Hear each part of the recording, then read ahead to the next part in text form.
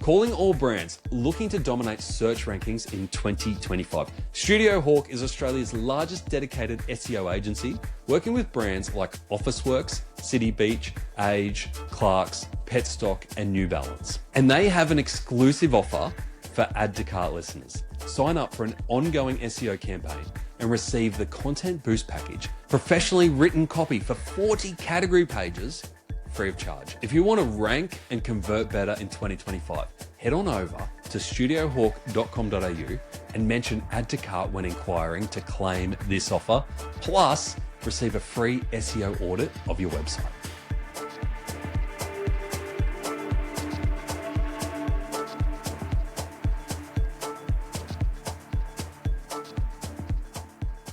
Today, I want to talk about subscriptions because subscriptions is the kind of product or the kind of offering that every e-commerce business wants to nail because it is a revenue of gold, but most don't actually do the work to make them stand out. I want to unpack that a little bit more to understand what you can do to make subscriptions stand out and not just be an offering that we tag on to our product pages and hope that people hit that subscribe button. The conversation that brought me to this point was my one with Jaryd Terkelsen, who is the co-founder of BeforeYouSpeak, a Brisbane-based coffee brand doing 7 figures in online sales, stocked in 1,500 stores worldwide. And while he talked about some really flashy F1 sponsorships and their expansion into Woolworths and the UAE, what I loved was his approach to subscriptions and, more importantly, the loyalty that sits behind all of those subscriptions. Like many retailers, at first, BeforeYouSpeak didn't put a whole lot of effort into their subscriptions. In fact, they purposely held back because they were scared that they would piss off their retail partners. However, since then, they have really flipped the switch on it, making sure that they understand the right timing, the right product, and the right offer so that the subscription channel becomes one of the most powerful channels. Their average subscriber now repeats 9.7 times. Of course, you're all going to say this is easy with coffee, but we've got a couple of examples after this excerpt from Jaryd to show that it's not just coffee. It's not just those everyday items that open up to subscription. It's any brand that has a really loyal following. But first, you've got to get that loyalty in place.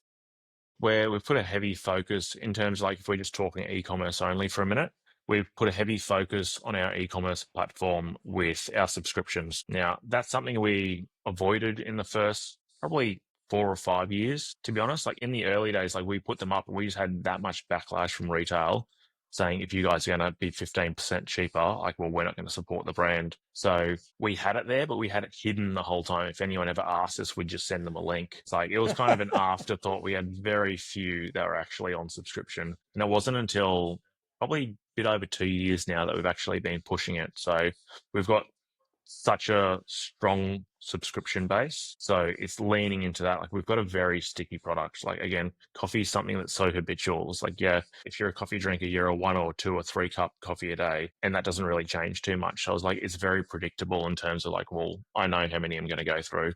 So our average subscriber base, I think on average, our subscriber has 9.7 repeat orders with us at the moment.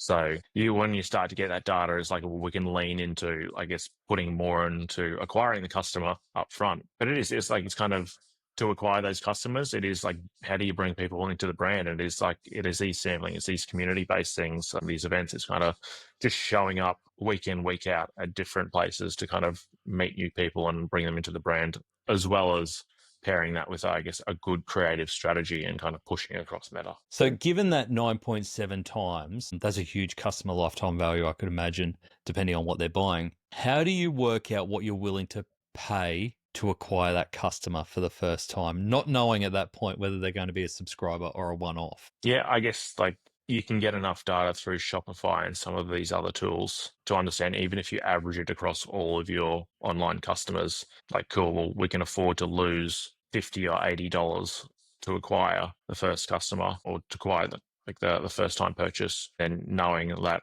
across the average, we're still going to net at a positive. Yeah. I like what you're doing. You've got an offer up there at the moment. I'm not sure if this is a permanent offer for subscribers where they get a free gift for the first time subscription. Is that something that's new, or have you always had that in place? No, like we've been running that for maybe 6 months now. And that's definitely been like, once we pulled some of the data of like, well, cool, we know how sticky it is. Let's do what we can to get them on board. So yeah, you buy a 30 serve box, which is normally $69.95, 15% off, $49.45. You're then adding on like a $40 travel mug, stainless travel mug, and we give them an extra 7 serves, or like a 7 serve trial pouch of that coffee. So you're pretty much buying $60, getting an extra $60 worth. And for customer acquisition, like that's been unreal for us. Yeah, especially if you're paying a good upfront cost to acquire them, that little extra. And that's right. You've got to factor those cogs in as well, and like the extra shipping cost that kind of comes with that also.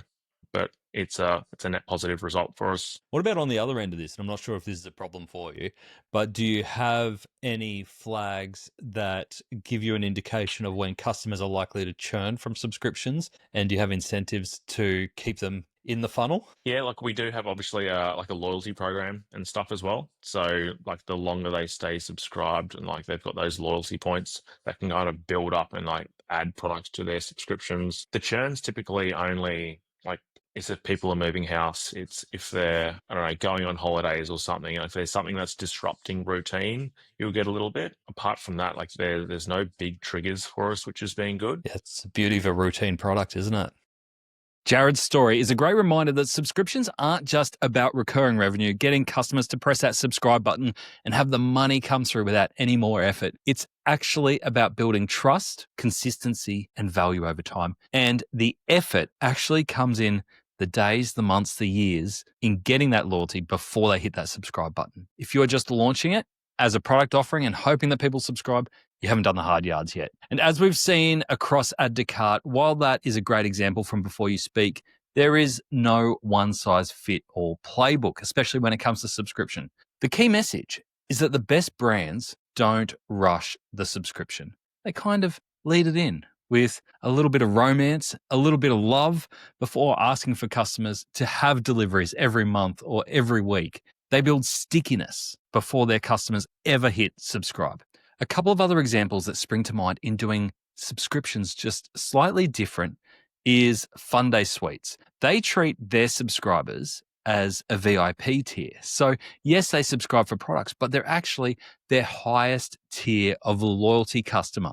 So not only do they get products delivered with a discount, they also get bonus merch, early product drops, and little surprises now and again that really feel personal to that customer and go well beyond that product. For a brand that trades on fun and nostalgia, that next level treatment of subscription feels more like joining an inner circle of the brand than necessarily just getting an order every month.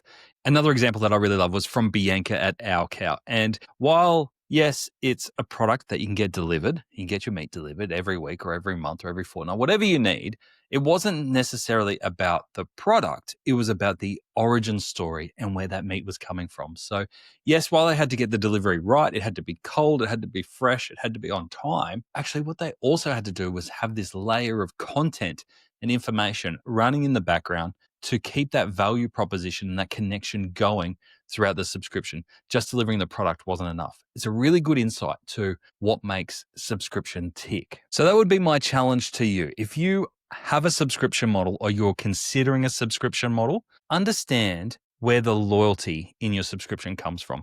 Yes, you can offer a discount. Yes, you can make sure it arrives every week or every month. However, what is it that gives you loyalty? What will stop people from making that same subscription with your competitors? Whether that's giving them access to new product before anyone else gets it, surprising them with a bit of surprise and delight, whether that's through merch or special releases, or perhaps just giving them extra information to constantly reinforce the value of that subscription. Think about what goes above and beyond that little discount that you give to keep them subscribed, because yes, they can be the rivers of gold. So a couple of things I want you to think about. One, you need to make it sticky before they subscribe. Don't just launch a subscription thinking it will hit straight away. Oftentimes subscription comes from years and years of brand use, brand loyalty before they even hit that subscribe button. So do the work beforehand. Number two, you need to match the vibes, not just the value. So don't just go in thinking that because you offer a percentage discount, that will be enough. You need to go in and go, where else can I add value? And then you need to also make sure that you have your operations in order. There is nothing worse than a subscription offer that just doesn't meet their promises. So making sure that your team can separate everyday orders from subscription orders, maybe even prioritize those subscription orders to get them out on time with clear communication is absolutely critical. So yes, different brands will have different approaches to subscription, but I want you to think about where you add value beyond just a product description and something arriving on the doorstep at a regular time. That will get boring pretty quickly. If you're keen to hear more from Jaryd, check out episode number 541 of Add to Cart. We've also linked the other episodes that I've mentioned here, Fun Day and Our Cow, into the show notes. Go check them out if you want great examples of other subscription businesses. And of course, if this playbook helped, please hit follow or share it with someone that you know that might be considering subscriptions right now. Also, if you want to join us on the Add to Cart community, come on over. It's on addtocart.com.au, free to join, and you can share lots of tips on subscriptions and everything else in e-commerce. Join us over there, addtocart.com.au, and join over 500 other e-commerce professionals sharing tips and tricks every day. Catch you soon.